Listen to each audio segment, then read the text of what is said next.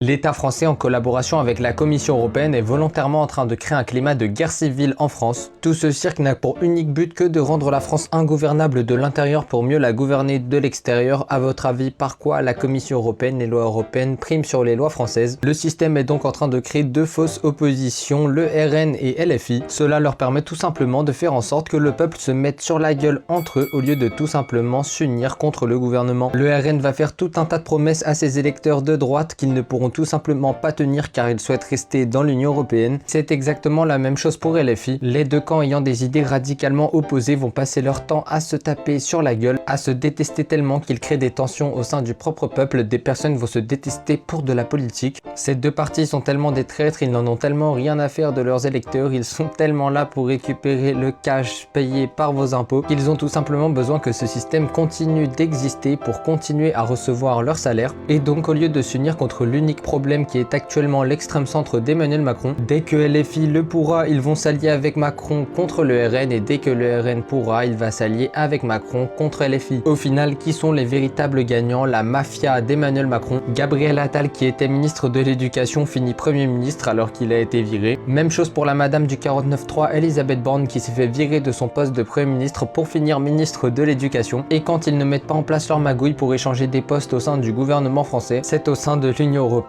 que cela se passe. Attendez simplement de voir le poste qu'Emmanuel Macron aura une fois qu'il ne sera plus président de la France.